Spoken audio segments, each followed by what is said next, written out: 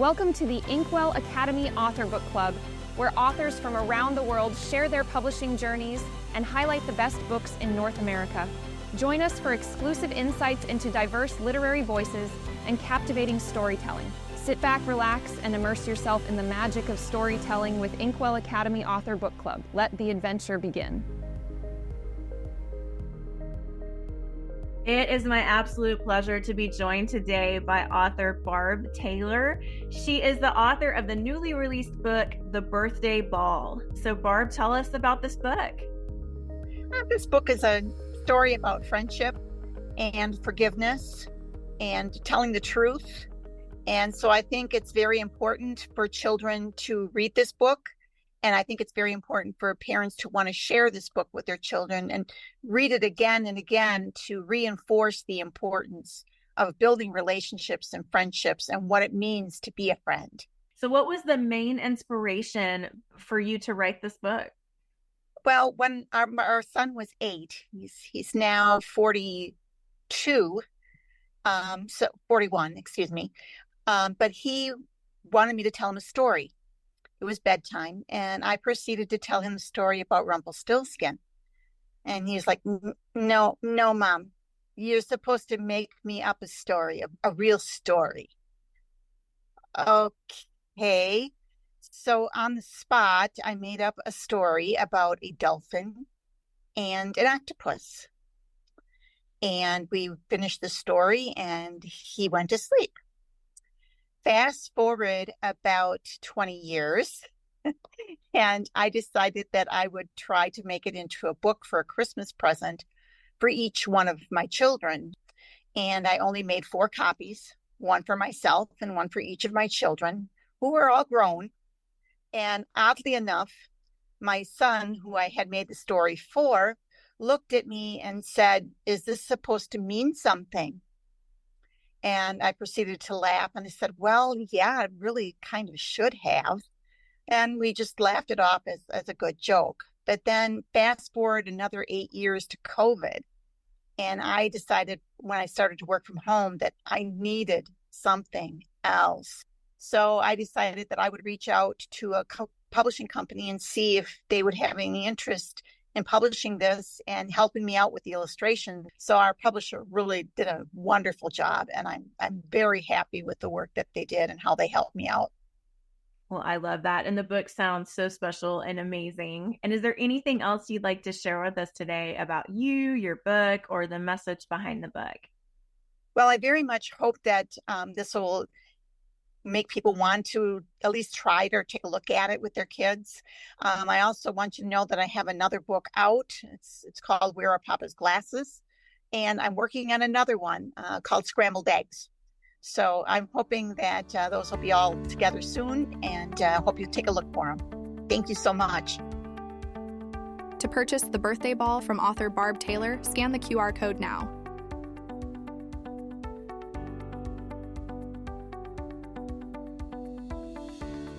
It is my absolute joy to be joined today by author Cole Phillips. He is the author of the newly released book, The Adventures of the Twisted Truths. And Cole, tell us about this book. Alrighty, so The Adventure of the Twisted Truths is a young adult fiction mystery novel. It follows the journey of young law student William Tudor, and he is thrust into this journey as he attempts to unravel the case of the Grand Reaper, who was a serial killer who was executed 5 years ago in a secret trial by the government.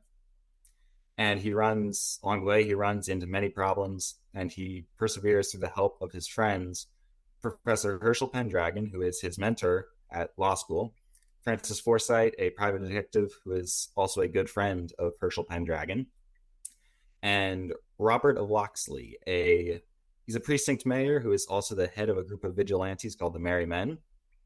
And he also receives help from Vigilant Justice, a mysterious individual who is somehow tied to the Grand Reaper case, but nobody quite knows how. Tell me what inspired you to write this book. So ever since I was little, I've always loved mystery novels. And I also was a big Robin Hood fan. And when I started writing, I always wanted to write like a Robin Hood retelling. But I just felt like almost all Robin Hood retellings are, medieval England, and I love that. But I was thinking I need to do something fresh, something new. So I was sitting there thinking I've always been a big Sherlock Holmes fan in that whole time period. And I was thinking, why don't I combine the two, right? A mystery novel, kind of, but also include Robin Hood as merry men in it. So is there anything else you'd like to share with us about you, your book, the message? I just want to say it was really fun to write, and a big part of it was a big part of the book is about friendships and how friends join together and they stick together to solve stuff. And also about another big part of the book is a lot of people in the government are hiding secrets about what really happened, and the main characters are trying to expose this. And it's how eventually, one message I wanted to just get across is that people will try to hide stuff all the time, and eventually the truth will eventually come to light. It may not be in their lifetime, may not be for 100 years, maybe not for 100 generations, but eventually the truth will come to light. To purchase The Adventures of the Twisted Truths from author Cole Phillips, scan the QR code now.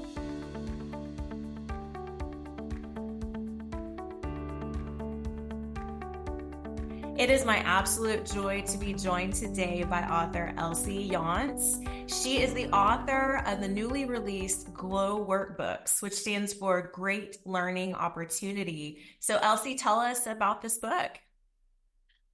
GLOW Workbook is an interactive book to help readers have fun and be creative with literature. That is incredible. And what inspired you to write this book?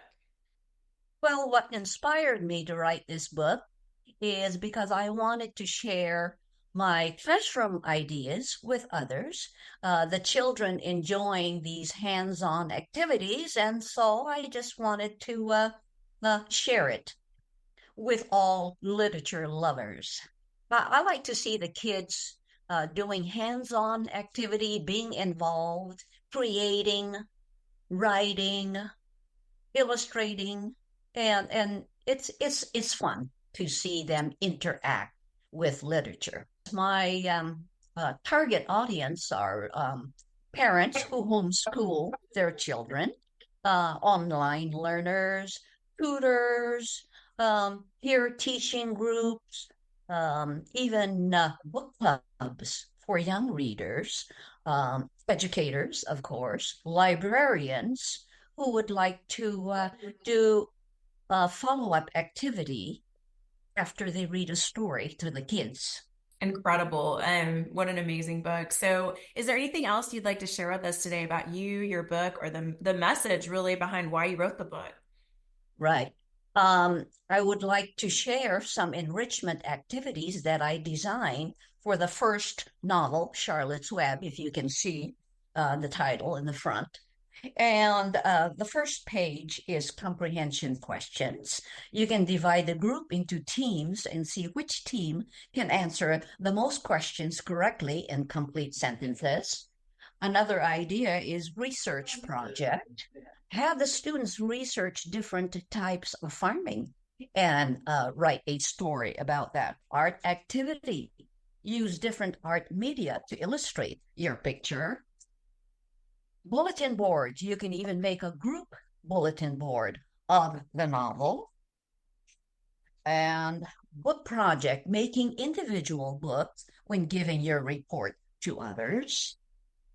Sentence puzzle. This one is fun. Have the students write a simple sentence about the story or the character or the setting or the plot, cut it up into a puzzle, and then have the students put the puzzle back together again in complete sentence. To purchase GLOW Workbooks from author Elsie Younce, simply scan the QR code on the screen.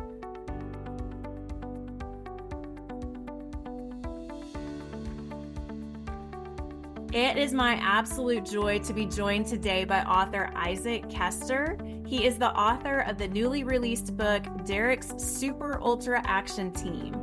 And Isaac, tell us about this book. The book is called Derek's Super Ultra Action Team. It is about a superhero team that drive power wheelchairs. There are 4 superheroes and their giant cyborg dog. They try to defeat Dark Dolphin and protect the disabled people of the world. Each of the chairs transform and have different abilities. The heroes are Derek, the leader of the group. He's Latino. Penny, the psychic kid. He's Asian. Dusty, the builder and or inventor. He's African American. And Wheelsy, the stuntman. And I guess I needed to represent everyone in between, so he is a zombie. Fun fact, he is actually based on Wheels, the Nitro Circus performer and founder of WC Mets. So Isaac, what was the inspiration for you for writing this book? Funny story. My family was on our way to Gettysburg when we stopped at a place called Putterker's. Anyway, we ordered the food and went to sit down. Mom was talking about how much my writing had improved and out of deep left field. Dad says, "What if you write about a superhero in a power chair?" Well, I guess that was just the spark I needed. For my first try, I didn't worry about being original as far as the characters go. It was an experiment to see if I could just write a complete, cognitive story. Once I knew that I could, it was time to start the real thing. So that's incredible, Isaac. So is there anything else you'd like to share with us today about you, your book, or the message behind your book? The book is about overall inclusion. And when I say that, I don't mean just for disabilities. I mean inclusion for everyone, no matter their race, color, or abilities. It is meant for 5 to 13-year-olds, but I think everyone will enjoy the story and the message. As for new books, the sequel is coming soon with a lot of new ideas and an even more exciting adventure. Hopefully by fall. Last time I sent one to the publishers, it was fast. So, as where you can get it, most places online where books are sold. Amazon, Walmart, Barnes and Noble, and the like. I have not seen it in a store personally, but it's out there. Please follow me on Facebook for updates. Thanks. This is an incredible book and an incredible message, Isaac, and thank you for writing this book and for writing your new book. We're excited for that as well. And as they've said, and as Isaac has said, that this book can be purchased online at Amazon, online at Barnes & Noble, Reader House, anywhere online books are sold. And we recommend everyone pick up this incredible book and be looking forward to the new book in the fall. So thank you for talking to us today. To purchase Derek's Super Ultra Action Team from author Isaac Kester, simply scan the QR code on the screen.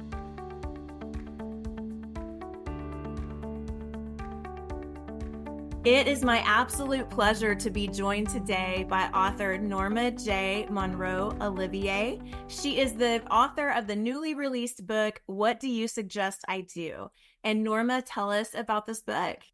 Yes, my book is about a wealthy and respected businesswoman who has 2 successful adult children who are harboring secret lives.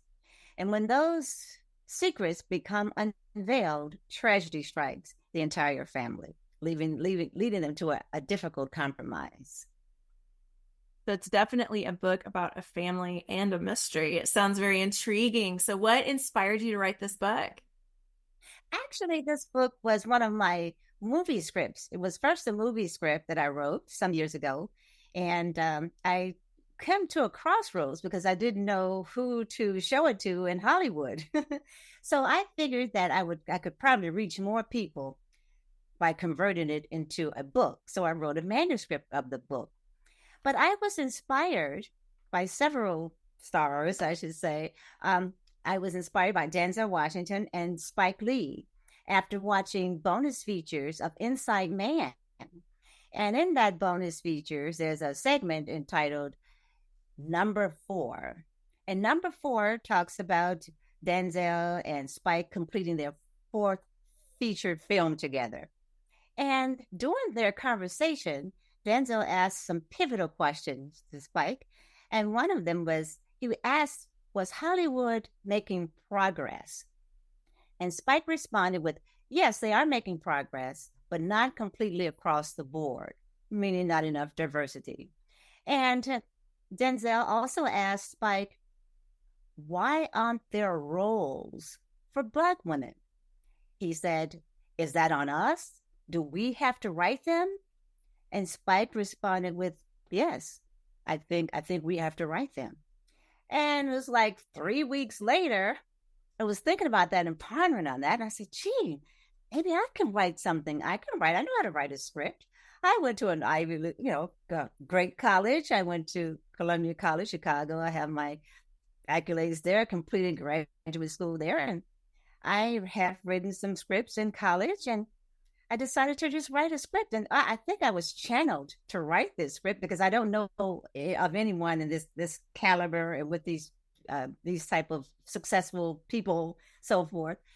And the story just kept coming. And it was just, I had to tell myself, hey, hold on a minute, let me grab an ink pen. But it was really, really exciting to write the script. And I just figured I could probably reach a broader audience if I converted it into a book. I should also say that Snoop Dogg also inspired me to write. I was watching him on YouTube doing an interview. And he says that he coaches and talks to rappers, and he says, well, your work, just put it out there and see what you do. So I just did it. I just wrote the book and just have it out there. Now I'm just trying to see what it does. To purchase What Do You Suggest I Do from author Norma J. Monroe-Olivier, simply scan the QR code on the screen.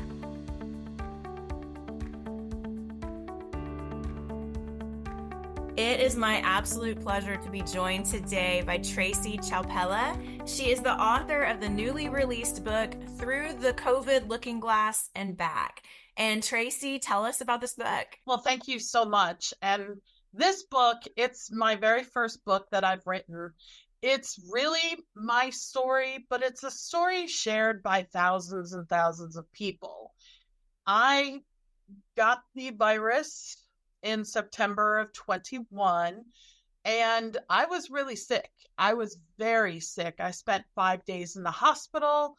I knew I was going to refuse the ventilator if they were going to put me on one, because I had not heard very good stories about people being able to get off the ventilator. My oxygen was so low when I got into the ambulance that I was blue.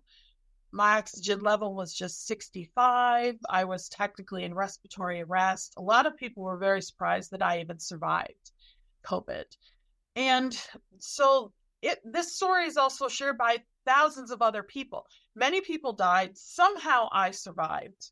Really don't know why, but I'm assuming I have other things to do on this planet, and this book is probably one of those things. It's a love letter, really, to my family, my friends, and all the students that I've had along the way. And it's a story not only of COVID, but of the vaccine, which I got after I had COVID. And I suffered a horrible, horrible reaction to the vaccine. And I'm now technically disabled from it. And so the book is about how I tried to piece my life back together again, how I managed to create some semblance of normalcy after having this vaccine. So the book is all about my last 3 years of life, really. And it's about a lot about how I found a way forward in this post-COVID type of world. What was the main inspiration for writing this book? Doctors don't have any answer. And now is the time to do the research on those of us that are injured so this doesn't happen again. This story needed to be told to the world. To purchase Through the COVID Looking Glass and Back from author Tracy Ciepiela, simply scan the QR code on the screen.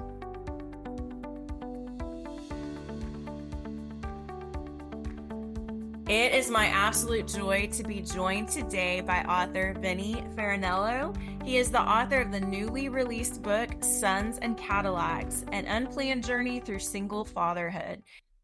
Well, this is basically a book that I wrote about the experience of a family breakup with children involved, which is kind of my story over the past, few years. I wrote this book trying to keep sort of a chronological diary of what I was going through, the events, and, what I learned going from a family unit to my journey through single fatherhood. That's incredible. So at what point did you say to yourself, I have to write this book? Like, what was your main inspiration behind writing this book? It started out on the first Father's Day since my separation. It was very emotional for me to have that Father's Day for the first time without my children living with me. Based on how we schedule things, they were with their mother that weekend, and I was going to do a parental visit. So I got up in the morning, and the day started with, "Wow, it's Father's Day, and my kids aren't here." So went through the day, and the preparation and the awkward moment of coming to the home to see my sons on what is my day. So it was very difficult, and I did a lot of thinking. And that very night, I just got up and I wrote a recap of that entire day, what happened, what I was feeling, and how I got through it. So that was really the inspiration of the book. And then it just took off from there. It took me several years to write. And it was just going through the events of being a single parent, and also dealing with a parenting partner. I hate to use the term ex-wife. She's my former wife. And this book is not some guy ranting about, his ex-wife. It's about how the family progresses in the best interest of the children. Yeah, so many people have gone through this, right? And I think your book could be so inspirational for so many people who've been through the same path. Is there anything else you'd like to share with us today about you, your book, or the message behind the book? Well, I think you just, hit the nail right on the head. What I wanted to do was, provide something for other people that could be going through this. It doesn't have to be angry. It doesn't have to be filled with tumult. It doesn't have to be a terrible experience. You have a job to do with your children. You have a partner that you should be working with. And everyone's just going to come out fine in the end. To purchase Sons and Cadillacs from author Vinnie Fanello, simply scan the QR code on the screen.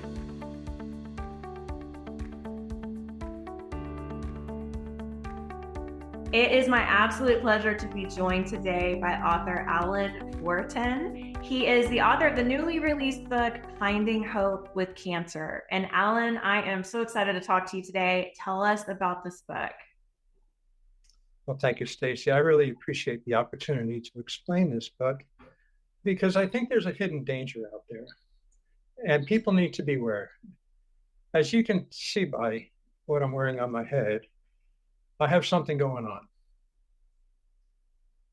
On my mother's birthday, in August of 21, I was diagnosed with stage 4 glioblastoma brain cancer. The doctor said this is incurable. It's a widowmaker. It's terminal. Life expectancy is measured in weeks and months, not years. It's shocking to hear that kind of news. And it hurts to think that I have that. But I wasn't satisfied with no cure. In fact, my mom used to take me to an orchard, and well, as it turned out, that farmer's son passed away from brain cancer. After that happened, he sold the farm. When EPA came out and tested the soil, they found it was highly toxic from all the chemicals that were being applied to the fruit. But then I found out that some of the fruits and vegetables that I've been eating have been detected to have high levels of toxins. It broke my heart. Here I am trying to fight an incurable terminal cancer by eating what I think is helping me, only to find out it might be what gave me this in the first place. I couldn't believe it. I had to find hope somewhere. And then I found some. I found where, and this is in my book, I found where there's a stamp, a certification that shows and proves that the produce that you're eating does not have pesticides applied to it, does not have hormones, and that's my diet now. That's all I have. I have it with eggs. I have it with all my fruit and vegetables. If it doesn't have it, I don't buy it. To purchase Finding Hope with Cancer from author Alan Fortin, simply scan the QR code on the screen.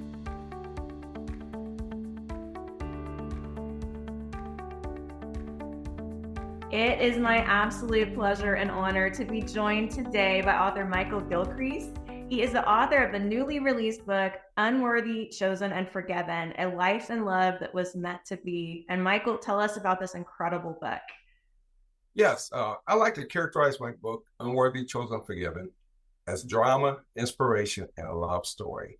It's my life journey of growing up in Akron, Ohio, without a father. And somehow or another, with all my pitfalls, I somehow stayed on the honor roll for school. I included in my book my life experiences, escapades, so forth, so on.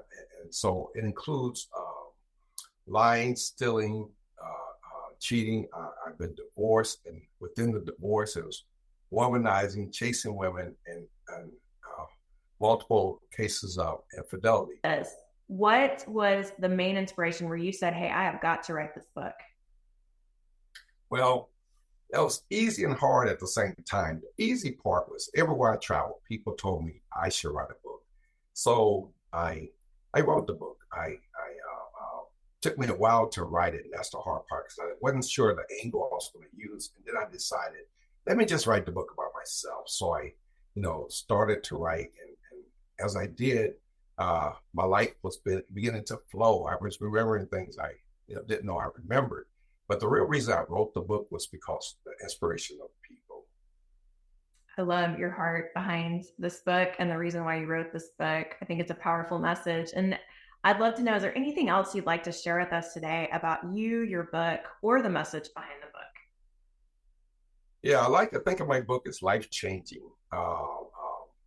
And I say that because I do a multitude of book signings. And one of the things that keep me going are the tears. I have men and women all the time crying at my table. We actually have to keep Kleenexes, because when we start talking about my story, it's relatable to their lives. And they begin to share their stories, and we have to find Kleenexes. But that's one of the things that keep me going. We had a gentleman call us and told me my book was a parallel to his life. And so he was on the verge of divorcing his wife. And so he said, because he read my book, he would never look at his wife the same. And so in turn, he wants to meet my wife. So in saying that, my book saved his marriage. So that's my claim to fame. And that's why I say, because of all the interaction I'm getting, is why people wanted me to write this book, and that my book is life-changing. To purchase Unworthy, Chosen, and Forgiven from author Michael Gilcreast, simply scan the QR code on the screen. The proceeding was a presentation sponsored by the Inkwell Academy.